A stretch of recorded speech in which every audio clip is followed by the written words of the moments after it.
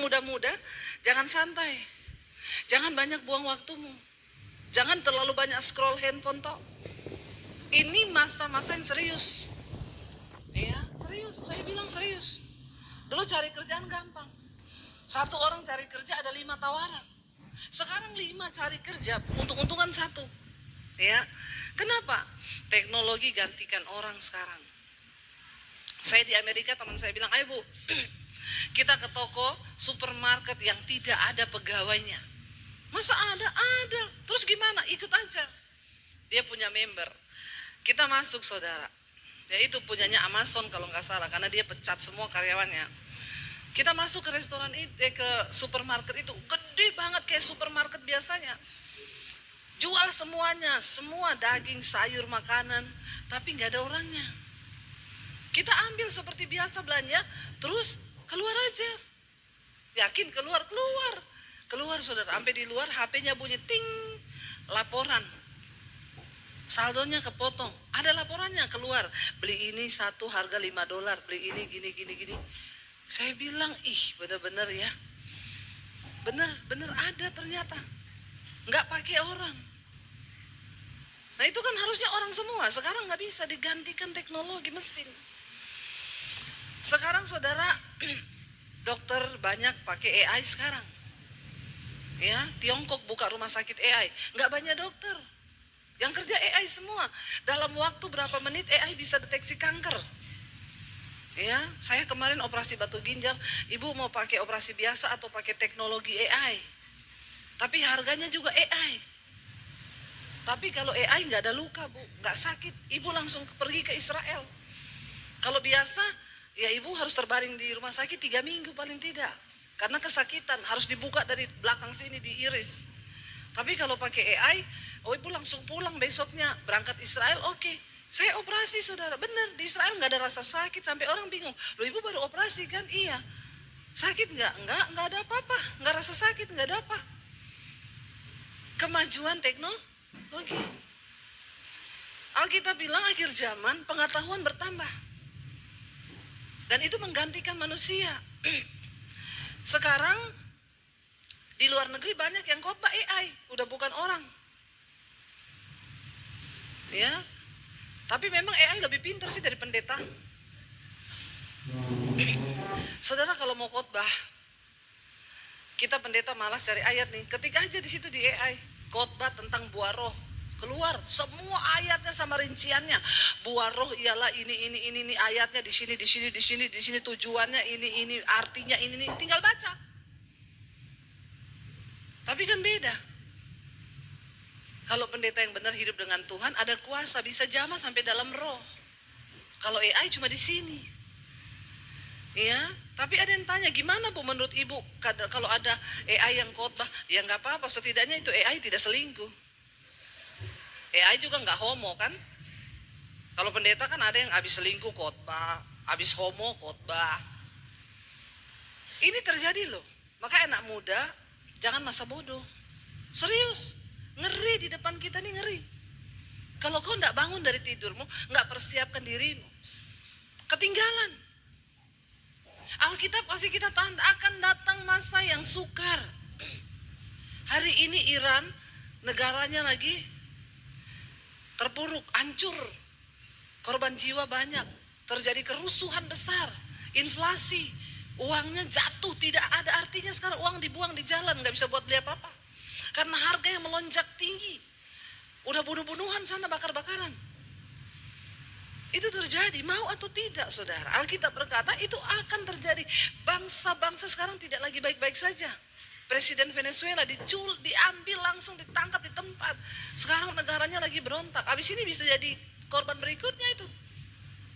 Ya, kita berdoa Indonesia dalam pegangan tangan Tuhan. Kita berdoa saudara. Ngeri kalau kita nggak berjaga-jaga. Sesuai yang Alkitab bilang, semua akan terjadi. Lalu dikatakan apa? Ya, ketahuilah bahwa pada hari-hari terakhir akan datang masa yang sukar. Orang akan mencintai dirinya sendiri dan menjadi hamba uang. Di akhir zaman orang akan mencintai dirinya sendiri. Nomor 1 pokoknya aku dulu. Bahkan dalam rumah tangga, makanya terjadi perceraian. Ya, suami minta dihargai, istri minta dihormati. Istri minta dikasihi, suami minta diperhatikan. Lalu kita mulai saling perang. Karena memang akhir zaman orang akan mencintai diri sendiri. Makanya kita jangan sampai kena roh ini. Kalau sudah kena roh ini, perceraian di mana-mana saudara. Ya, terjadi.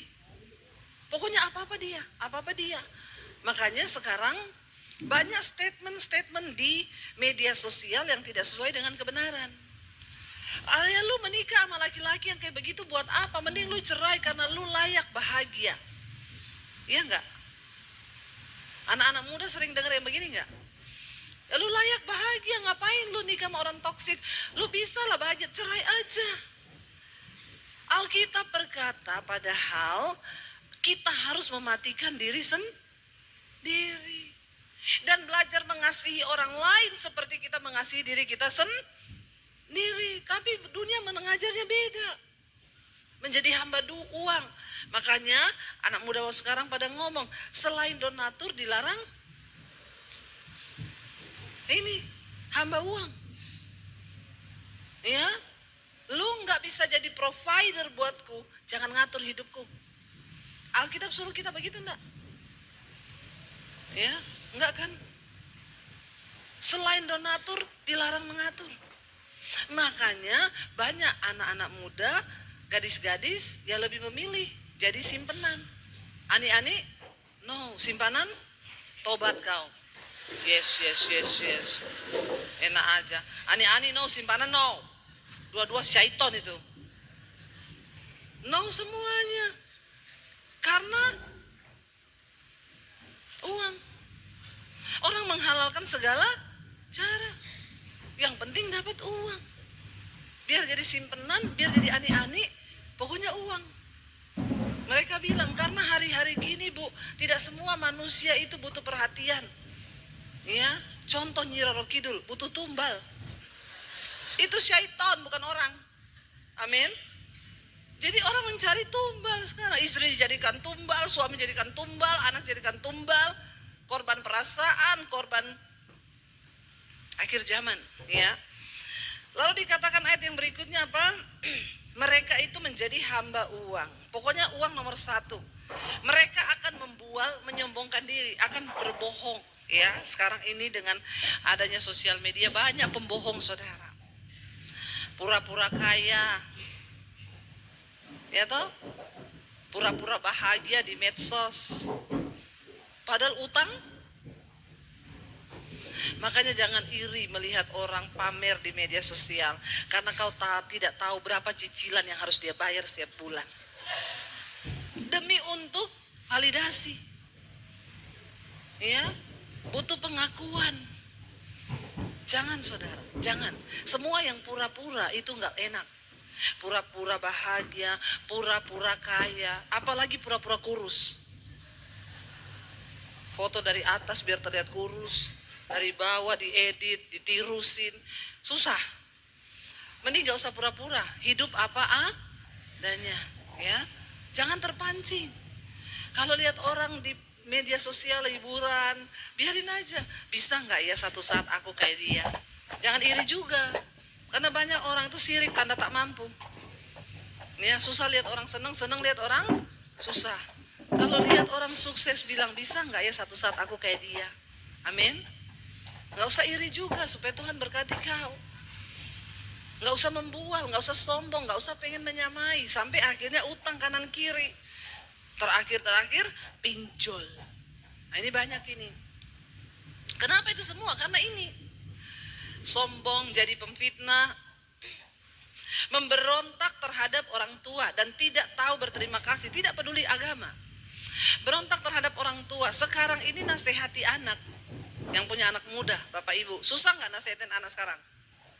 Banget ya. Kita satu kata, mereka 10 kata. Tapi saya mau bilang sama anak muda, walaupun bapak mamamu itu nggak punya pendidikan tinggi, dengarlah kalau kau dinasehati. Karena orang tuamu itu lebih berpengalaman dari kau. Kau belum lahir, mereka sudah hidup. Amin. Nggak usah sombong jadi anak. Ya, dengerin, orang tua tuh nggak ada yang jahat. nasihat orang tua tuh bener, baik. Ya, walaupun caranya salah, mungkin dia sambil marah, tapi coba diresapi. Ya, jangan kau baru dibilang, nak, ya anak-anak sekarang ini begini. Ya, sok tahu, padahal nggak tahu apa-apa. Ya, karena sekarang memang kau itu media sosial gurumu. Apalagi saudara, kemarin saya lihat berita ada anak umur 12 tahun bunuh mamanya. Anak perempuan loh. Nggak disangka pakai hijab, mukanya kalem. Bisa mamanya lagi tidur ditikam berkali-kali pakai pisau. Mati. Waktu diselidiki polisi, kenapa? Dia sering dimarahin karena tiap hari terikat game online. Dan waktu ditanya, dia bunuh mamanya terinspirasi dari salah satu tokoh game online yang dia tonton. Yang bunuh-bunuhan itu. Makanya saya bilang sekarang, setan itu tidak kasih kamu hal-hal yang menakutkan. Dia kasih hal-hal yang menyenangkan. Handphone itu setan itu. Setan itu handphone. Lagi dengar khotbah, saudara scroll IG. Setan itu. Mending kau tidak usah datang gereja. Pulang aja kau. Saya tahu ada yang begitu di sini nih. Tidak usah angkat tangan. Nanti saya baptis kau, saya rendam 15 menit. Biar kau buka mata langsung di rumah Bapa di sorga. Lebih baik jiwamu selamat walaupun tubuhmu binasa. Setan gak kasih kau hal yang menakutkan. Dia kasih handphone nih. Scroll tiap hari dari pagi sampai malam. Nonton tuh film porno. Itu yang dia kasih. Waktu kita habis terbuang, otak kita dicuci dengan statement-statement yang tidak sesuai firman. Tergantikan semua nilai kebenaran dengan hal-hal yang palsu. Itu cara setan. Bapak-bapak, perselingkuhan banyak terjadi gara-gara media sosial, handphone. Saya mau bikin khotbah nih, saya ketik kaki Dian. Cari di Google, yang muncul kakinya Dian. Padahal kaki Dian itu kan menorah. Khotbah kaki Dian, yang muncul kakinya Dian, kakinya Susi. Tinggal terserah saya nih mau klik yang mana ini. Iya apa iya saudara? Dosa merajalela. Persinahan bertambah. Banyak orang hidup dalam kenajisan. Ini loh cara setan menipu. Ya, handphone ini setan. Kalau tiap hari kau cuma pakai buat scroll, buat nonton film porno, buat nonton hal-hal yang tidak berguna, apalagi ini drama box ini, nggak usah angkat tangan. Banyak bapak-bapak ini terikat drama box. Saya kalau kemana gitu, ini bapak kok serius banget, diam terus. Saya ini lagi nonton drama box. Bahkan ada yang pakai acara nangis di Jamah Saiton. Nonton drama box saudara. Memang ini dunia sekarang ini saudara ngeri. Ya. Tidak peduli dengan agama, nggak tahu terima kasih. Kita sering temui nggak sekarang orang-orang nggak tahu terima kasih? Banyak ya, udah dibaikin. Ya, balasnya jahat. Ditolong, jelek-jelekin kita. Utang nggak bayar. Ya enggak? Bahkan mau nagih utang sekarang susah loh. Orang mau nagih utang nih, pakai bahasanya, Bu, maaf banget. Padahal mau nagih nih, bukan mau pinjem. Bu, maaf banget. Iya, kenapa ya? Kan janjinya 2 hari lalu ya balikin duit saya ya. Saya juga perlu, Bu. Jawabannya apa? Uang 2 juta kayak 20 juta aja. Sekarang begitu. Makanya kau jangan jadi penanggung. Jangan jadi Tuhan terus buat orang lain. Amin. Saya takut sekarang ini saudara. Apalagi kalau ada yang WA. Hai Say, ingat aku ndak? Horor itu, horor. Ya, lebih baik cepat-cepat bilang gak ingat. Dia sambung lagi, yang waktu itu loh lupa, kebetulan kena amnesia. Baru tadi pagi. Ngeri sekarang, soalnya kalau disambung buntut-buntutnya, boleh gak pinjem? Kalau udah pinjem gak balik. Banyak orang gak tahu terima kasih. Tanda-tanda manusia di akhir zaman, gak peduli agama. Yang muda-muda, jangan pacaran dengan yang tidak seiman. Amin. Secantik apapun dia, seganteng apapun dia, lewat. Saya mau bilang ribet ya, rumah tangga itu 2 jadi 1. Kalau kau tidak sepaham, sepikir, yang seiman aja belum tentu seimbang. Apalagi yang tidak seiman. Kalau Alkitab bilang jangan kau lawan. Soalnya Bu, saya ini dari dulu berdoa Bu, minta Tuhan kirim Yakobus, Immanuel, Ya, Yohanes, Lukas, Petrus yang datang Zulkifli. Dan umur saya, Bu, sudah mau kepala 3. Saya soalnya takut. Saya bilang iya sih. Di bawah 30 jodoh di tangan Tuhan, di atas 30 Tuhan lepas tangan. Ya, saudara, jangan kau jual imanmu cuma gara-gara jodoh. Jangan kau tidak perlu dengan agama. Agama itu keyakinan kita percaya sama Tuhan Yesus. Amin. Lalu dikatakan di sana apa? Tidak mau mengasihi, tidak mau berdamai, suka menjelekan orang, tidak dapat mengekang diri, garang, tidak suka yang baik. Memang orang-orang sekarang ini tidak suka yang baik. Maunya yang jahat, nggak mau berdamai, maunya perang. Ayat 4, suka mengkhianat, tidak berpikir panjang, berlagak tahu atau sok tahu, lebih menuruti hawa nafsu daripada menuruti Allah. Ini saudara, hari-hari ini, semoga ini tidak ada dalam kita semua. Yang ayat 5 ini yang saya suka baca. Secara lahiriah mereka menjalankan ibadah tiap minggu ke gereja, tetapi pada hakikatnya mereka memungkiri kekuatannya. Jauhilah mereka itu. Ini terjadi, akhir zaman gereja penuh. Gereja ini dulu saya khotbah 2 tahun lalu masih 2 ibadah, sekarang 4 ibadah. Tapi jangan sampai jemaat ini termasuk jemaat akhir zaman. Yang secara lahiriah tiap minggu ke gereja, tapi pulang yang merokok tetap merokok, yang homo tetap homo, yang lesbi tetap lesbi, yang kepahitan tetap kepahitan. Bahkan ada sudah datang ke gereja, suami istri berantem nih, pulang tetap berantem, gak omongan. Syaitan itu. Terus kenapa kau ke gereja? Mending kau di rumah saja. Kalau kau tidak mau berubah, kau memungkiri kekuatan dari ibadah itu sendiri, yaitu firman Tuhan. Kalau datang ke gereja berantem, dengar khotbah, pulang baikan dong, amin. Datang berantem, pulang tetap berantem. Hatinya itu dipenuhi kuasa setan. Yesus bilang kalau kau ke gereja mau kasih persembahan, entah persembahan pujian, persembahan uang, ingat dulu, cek dulu apa yang ada di hatimu. Kalau kau kepahitan sama mertuamu, iparmu, suamimu, pulang berdamai dulu, baru kau balik lagi ke gereja. Itu ibadah yang berkenan. Jangan jadi jemaat akhir zaman. Secara lahiriah gereja penuh, tapi hidupnya nggak berubah. Pulang yang penjudi tetap penjudi, yang bersinah tetap bersinah, yang ani-ani tetap ani-ani, yang boti tetap boti. Jangan saudara, jangan engkau tidak menghormati Tuhan. Hormati Tuhan. Karena di akhir zaman hanya orang-orang yang menghormati Tuhan yang akan disertai Tuhan. Sudah tampang pas-pasan, kelebihan otak juga pas-pasan. Ya, jahat tidak menghormati Tuhan, terus apa kelebihanmu? Walaupun kita ini pas-pasan, otak pas-pasan, semua pas-pasan. Kalau kau hidup menghormati Tuhan, ada jalan-jalan yang akan Tuhan bukakan secara supranatural. Amin. Jangan tidak menghormati Tuhan.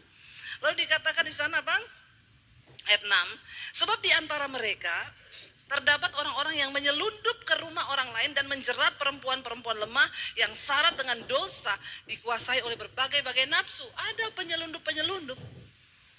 Ya, ada bapak-bapak selingkuh sama janda. Istrinya konseling, saya bilang, Pak, Bapak kenapa selingkuh, Pak? Bu, Alkitab bilang kita harus perhatikan janda-janda. Saya baptis juga, Bapak, saya rendam di laut mati, tapi Pak kita baptisnya yuk, biar mengapung kau. Perhatikan janda-janda. Yang diperhatikan tuh janda yang benar-benar janda tua, Pak. Kau perhatikan janda tua itu ibadah. Kau perhatikan janda muda itu nafsu. Ya, hati-hati loh saudara. Kenajisan, percabulan, perselingkuhan sekarang di kalangan orang Kristen banyak terjadi. Ya, lalu dikatakan di sana Pak, yang berikutnya dosanya dikatakan ayat yang ke-7. Walaupun selalu ingin diajar, tapi tidak pernah dapat mengenal kebenaran. Ini jenis manusia akhir zaman. Tiap minggu datang gereja, tapi hidupnya itu nggak pernah tahu kebenaran. Ya, terus saja berbuat dosa. Lalu kita harus ngapain saudara? Supaya kita selamat sampai di garis akhir. supaya kita bisa masuk surga. Karena tidak semua orang Kristen bisa masuk surga. Maaf, jangan terlalu pede, maaf. Tuhan Yesus bilang, banyak orang datang ngaku-ngaku, Tuhan aku bernubuat demi namamu, aku usir setan, ini orang-orang hebat. Tuhan bilang, enyah, aku tidak pernah mengenal kau pembuat dosa, pembuat kejahatan. Walaupun kau pelayanan, walaupun kau Kristen, kalau kau pembuat kejahatan, Tuhan tidak kenal. Buka Yudas pasal pertama ayat 20, mulai baca di sana. Akan tetapi kamu, saudara-saudaraku yang kekasih, bangunlah apa? Dirimu sendiri di atas dasar imanmu yang paling suci dan berdoalah dalam Roh Kudus. Kita disuruh bangun apa? Diri sendiri. Tidak ada orang lain yang bisa membangun imanmu kecuali dirimu sendiri dengan Tuhan. Saya selalu bilang, tidak ada saudara, karena iman itu adalah pribadi kita dengan Tuhan. Saya nasihati anak-anak saya selalu ingetin. Ingat ya, sorga urusan pribadi. Mami tidak bisa gandeng kamu ke sorga. Mami tidak bisa gandeng papi nggak bisa gandeng mami. Tidak ada anak bisa gandeng orang tua ke surga. Tidak ada suami bisa gandeng istri ke surga. Tidak ada istri bisa gandeng suami ke surga. Karena keselamatan itu urusan pribadi kita. Tugas kita mengingatkan anak untuk hidup benar, mengingatkan suami, mengingatkan istri, mengingatkan orang lain. Tapi sekali lagi, masalah iman itu masalah diri sendiri. Makanya ayat ini berkata apa? Bangunlah dirimu sendiri di atas dasar iman yang paling suci. Hidup dalam kekudusan. Kita nggak bisa paksa anak-anak kita saudara untuk hidup kudus. Bagian kita hanya menasihati mereka. Kita nggak bisa paksa suami kita untuk hidup kudus. Bagian kita cuma doakan dan menasehati. Kalau dia nggak mau, biarin. Makanya jangan terlalu cinta suami lebih dari Tuhan. Amin. Tapi jangan sampai jemaat ini termasuk jemaat akhir zaman. Yang secara lahiriah tiap minggu ke gereja. Tapi pulang yang merokok tetap merokok. Yang homo tetap homo. Yang lesbi tetap lesbi. Yang kepahitan tetap kepahitan. Bahkan ada sudah datang ke gereja, suami istri berantem nih. Pulang tetap berantem, gak omongan. Syaitan itu. Terus kenapa kau ke gereja? Mending kau di rumah saja. Kalau kau tidak mau berubah, kau memungkiri kekuatan dari ibadah itu sendiri, yaitu firman Tuhan. Kalau datang ke gereja berantem, dengar khotbah, pulang baikan dong, amin. Datang berantem, pulang tetap berantem. Hatinya itu dipenuhi kuasa setan. Yesus bilang kalau kau ke gereja mau kasih persembahan, entah persembahan pujian, persembahan uang, ingat dulu, cek dulu apa yang ada di hatimu. Kalau kau kepahitan sama mertuamu, iparmu, suamimu, pulang berdamai dulu. Baru kau balik lagi ke gereja. Itu ibadah yang berkenan. Jangan jadi jemaat akhir zaman. Secara lahiriah gereja penuh. Tapi hidupnya gak berubah. Pulang yang penjudi tetap penjudi, yang bersinah tetap bersinah, yang ani-ani tetap ani-ani, yang boti tetap boti. Jangan saudara, jangan engkau tidak menghormati Tuhan. Hormati Tuhan. Karena di akhir zaman hanya orang-orang yang menghormati Tuhan yang akan disertai Tuhan. Sudah tampang pas-pasan. Kelebihan otak juga pas-pasan. Ya. Jahat tidak menghormati Tuhan, terus apa kelebihanmu? Walaupun kita ini pas-pasan, otak pas-pasan, semua pas-pasan. Kalau kau hidup menghormati Tuhan, ada jalan-jalan yang akan Tuhan bukakan secara supranatural. Amin. Jangan tidak menghormati Tuhan. Lalu dikatakan di sana bang, ayat 6. Sebab di antara mereka terdapat orang-orang yang menyelundup ke rumah orang lain dan menjerat perempuan-perempuan lemah yang syarat dengan dosa, dikuasai oleh berbagai-bagai nafsu. Ada penyelundup-penyelundup. Ya, ada bapak-bapak selingkuh sama janda. Istrinya konseling, saya bilang, Pak, Bapak kenapa selingkuh, Pak? Bu, Alkitab bilang kita harus perhatikan janda-janda. Saya baptis juga, Bapak, saya rendam di laut mati, tapi Pak, kita baptisnya yuk. Biar mengapung kau. Perhatikan janda-janda. Yang diperhatikan tuh janda yang benar-benar janda tua, Pak. Kau perhatikan janda tua itu ibadah. Kau perhatikan janda muda itu nafsu. Ya, hati-hati loh saudara. Kenajisan, percabulan, perselingkuhan sekarang di kalangan orang Kristen banyak terjadi. Ya, lalu dikatakan di sana apa? Yang berikutnya dosanya dikatakan ayat yang ke-7. Walaupun selalu ingin diajar, tapi tidak pernah dapat mengenal kebenaran. Ini jenis manusia kejaman. Tiap minggu datang gereja, tapi hidupnya itu nggak pernah tahu kebenaran. Ya, terus saja berbuat dosa. Lalu kita harus ngapain saudara? Supaya kita selamat sampai di garis akhir. Supaya kita bisa masuk surga. Karena tidak semua orang Kristen bisa masuk surga. Maaf, jangan terlalu pede. Maaf. Tuhan Yesus bilang, banyak orang datang ngaku-ngaku, Tuhan aku bernubuat demi namamu, aku usir setan. Ini orang-orang hebat. Tuhan bilang, enyah, aku tidak pernah mengenal kau pembuat dosa, pembuat kejahatan. Walaupun kau pelayanan, walaupun kau Kristen, kalau kau pembuat kejahatan, Tuhan tidak kenal. Buka Yudas pasal pertama ayat 20, mulai baca di sana. Akan tetapi kamu, saudara-saudaraku yang kekasih, bangunlah apa? Dirimu sendiri di atas dasar imanmu yang paling suci dan berdoalah dalam Roh Kudus. Kita disuruh bangun apa? Diri sendiri. Tidak ada orang lain yang bisa membangun imanmu kecuali dirimu sendiri dengan Tuhan. Saya selalu bilang, tidak ada saudara, karena iman itu adalah pribadi kita dengan Tuhan. Saya nasihati anak-anak saya selalu ingetin. Ingat ya, sorga urusan pribadi. Mami tidak bisa gandeng kamu ke sorga. Mami tidak bisa gandeng papi. Papi tidak bisa gandeng mami. Tidak ada anak bisa gandeng orang tua ke surga. Tidak ada suami bisa gandeng istri ke surga. Tidak ada istri bisa gandeng suami ke surga. Karena keselamatan itu urusan pribadi kita. Tugas kita mengingatkan anak untuk hidup benar, mengingatkan suami, mengingatkan istri, mengingatkan orang lain. Tapi sekali lagi, masalah iman itu masalah diri sendiri. Makanya ayat ini berkata apa? Bangunlah dirimu sendiri di atas dasar iman yang paling suci. Hidup dalam kekudusan. Kita gak bisa paksa anak-anak kita saudara untuk hidup kudus. Bagian kita hanya menasihati mereka. Kita gak bisa paksa suami kita untuk hidup kudus. Bagian kita cuma doakan dan menasihati. Kalau dia gak mau, biarin. Makanya jangan terlalu cinta suami lebih dari Tuhan.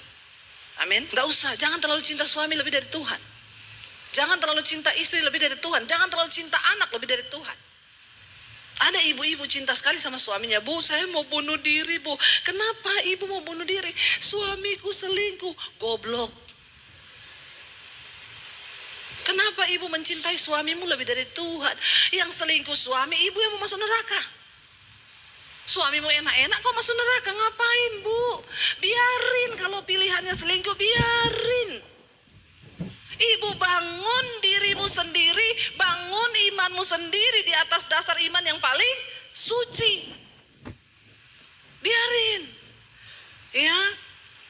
Dia mau selingkuh, dia mau apa, itu pilihannya. Tapi kita tetap berpegang pada firman Tuhan. Ya, makanya jangan cintai suami lebih dari Tuhan. Karena suami itu cuma dua, kalau nggak dipanggil Tuhan diambil pelakor. Tapi bapak-bapak di sini tidak. Kok nggak ada amin? Amin. Lalu dikatakan di sana ayat yang ke-21, peliharalah siapa? Orang lain? Enggak. Peliharalah dirimu demikian dalam kasih Allah sambil menantikan rahmat Tuhan kita Yesus Kristus untuk hidup yang kekal. Pelihara dirimu sendiri. Jaga imanmu sendiri. Jangan biarkan imanmu itu bergantung pada orang lain. Kalau suami saya berbuat jahat, enggak Tuhan-Tuhanan. Kenapa Tuhan begini? Kenapa? Ngapain? Kita yang bertanggung jawab atas diri kita sendiri, atas iman kita sendiri. Suami bisa mengecewakan kita, istri bisa mengecewakan kita, anak bisa mengecewakan kita, mertua bisa kecewakan kita, menantu bisa kecewakan kita, tapi Tuhan tidak pernah mengecewakan. Ada anak muda putus cinta, lompat dari apartemen mati, goblok. Kenapa itu bisa terjadi? Karena kau hanya mencoba terus menyenangkan orang lain, tapi kau tidak pernah mencoba hidup menyenangkan Tuhan. Anak muda dengar, kalau kau ingin dapat rancangan yang terbaik, hidup senangkan Tuhan dulu. Amin. Maka yang lain akan Tuhan berikan. Tapi kalau kau coba hidup menyenangkan pacarmu, ketika dia mengkhianati, kau kecewa. Senangkan Tuhan, karena Tuhan tidak pernah mengecewakan. Ayo bangun dirimu sendiri. Bangun imanmu sendiri dengan Tuhan. Makanya selalu bilang, enggak usah titip-titip doa. Di gereja ini tadi saya lihat ada kotak doa. Memang boleh, memang ya gereja tugasnya begitu. Supaya ada kerjaan buat pendoa syafaat juga. Doakan formulir doa saudara. Tapi jangan kau pikir setelah kau masukin formulir doa itu, terus kau enggak berdoa. Terus kau pikir Tuhan dengar gitu doa-doamu itu yang didoakan orang lain. Iman tidak bisa diwakili. Keselamatan gak bisa diwakili. Makanya saya juga ini gak mau pura-pura. Kalau ada orang datang, Bu doain dong. Doa apa Bu? Ya doa apa, kayak minta kayak berkat, gak usah. Saya gak mau pencitraan Bu. Ketemu di bandara, ketemu di parkiran, ketemu di mall, Ibu Devi ya ampun doain dong Bu. Kasih kepala begini. Doain buat apa Bu? Gak usah, ibu pulang, masuk kamar, tutup pintu, nangis sama Tuhan, itu yang didengar. Kalau cuma di mall sini Bu, percuma, saya cuma pencitraan aja basa-basi. Bisa saya doain ibu 1 menit toh. Tuhan berkati ibu ini dalam nama Yesus, dalam nama Yesus. Ngapain sih kita main-main dengan Tuhan? Doa yang didengar Tuhan itu doa yang lahir dari hati yang hancur. Yesus bilang kalau kau mau doa, masuk ke kamar, tutup pintu. Berdoalah kepada Bapamu di tempat yang tersembunyi, sehingga Bapamu yang ada di tempat yang tersembunyi itu mendengarkan doa dari tempat yang tersembunyi, dan dia menjawabmu dari tempat yang tersembunyi. Kenapa dari tempat yang tersembunyi? Karena Tuhan itu hanya melihat hati. Dia melihat hatimu. Makanya jangan titip doa, apalagi Bu Devi doakan suami saya ya namanya ini Bu Joko, Bambang, Agus. Saya nggak mungkin doakan Bu, karena saya tidak akan hancur hati saya berdoa buat suamimu, karena saya tidak cinta suamimu. Ya hati saya hancur berdoa untuk suamiku, karena saya cinta suamiku. Saya nggak mungkin bahwa Tuhan berkati Pak Bambang, Pak Joko, Tuhan Pak ini ngapain? Ya, aku enggak cinta. Coba punya pemahaman yang benar tentang kekristenan. Jangan ditipu-tipu. Mau ke Israel, ada ya titipan formulir doa? Buat apa? Mau saya bawa di tembok ratapan, pret. Kau pikir setelah doamu dibawa di tembok ratapan sana terus Tuhan dengar? Kagak. Yang jawab doamu siapa? Tukang sampah. Habis dimasuk-masukin itu, sampahnya datang marah-marah. Ini orang-orang ini dia ambil tuh kertas-kertas semua, dia buang tempat sampah. Orang Yahudi berdoa di tembok ratapan karena mereka tidak percaya Yesus itu Mesias. Mereka nangis di tembok ratapan, minta Mesias datang.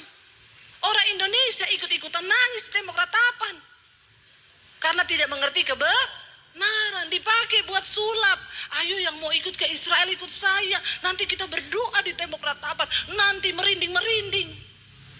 Karena banyak orang Kristen suka yang merinding. Karena kebanyakan hubungan sama setan kau. Makanya merinding terus. Ngapain coba? Ngerti kebenaran saudara. Ya ngerti. Makanya saya juga kalau bawa grup, saya larang kamu berdoa di tembok ratapan. Nggak usah. Foto-foto aja di situ. Kalau kamu mengerti kebenaran, kamu nggak akan pergi berdoa di situ. Kecuali kamu nggak tahu kebenaran. Saudara, Yesus sudah datang menjadi imam besar bagi kita. Tidak ada lagi perantara. Pelihara dirimu, bangun imanmu sendiri. Tidak usah lewat orang. Tidak usah titip-titip doa. Setelah kita melakukan itu saudara, memelihara hidup, memelihara iman. Ayat 22 berkata, tunjukkanlah belas kasihan kepada mereka yang ragu-ragu. Engkau harus menjadi penuai-penuai di akhir zaman. Kalau ada orang yang imannya ragu, kuatkan. Jangan ragu, kita punya Tuhan yang sanggup berdaulat. Ayat 23, selamatkanlah mereka dengan jalan apa? Merampas mereka dari api neraka, saudara. Satu saat kalau kita ini berhadapan muka dengan Kristus, berdiri di hadapan tahta pengadilan Kristus, Tuhan tidak akan tanya saldomu berapa. Dia nggak akan tanya pelayananmu hebatnya berapa. Tuhan cuma tanya satu, berapa jiwa yang sudah kau bawa bagiku. Rebut orang dari api neraka, itu tugas kita. Bawa mereka bertobat. Saya bersyukur kalau ada yang datang dan bilang, Bu Debbie, saya bersyukur lewat khotbah Ibu, saya bertobat. Saya nonton khotbah Ibu di YouTube, saya cari Tuhan, Bu. Saya ini dulu homo, Bu. Waktu saya dengar khotbah Ibu, saya nangis sama Tuhan. Saya ini dulu ani-ani, Bu. Saya dengar khotbah Ibu, saya bertobat, Bu. Bu, saya ini dulu bukan Kristen, saya dengar khotbah Ibu, saya datang sama Tuhan. Saudara, itu kebanggaan kita. Waktu engkau bisa bawa keluargamu, istrimu, anakmu, temanmu, sahabatmu, bawa kepada Tuhan. Mereka yang suka dugem, kau bilang, jangan nanti kamu binasa. Ayo, dengar firman, bertobat. Jadilah penuai di akhir zaman, amin. Jangan jadi pengejek di akhir zaman, saudara. Saya serius mengingatkan ini. Hari-hari ini Tuhan sampaikan kepada saya, sampaikan, ingatin jemaat tentang akhir zaman. Dan itu tugas saya, supaya kita kedapatan kudus dan tidak bercacat celah. Kita hanya bisa tetap bertahan kuat bersama dengan Tuhan. Karena itu bangkit berdiri bersama.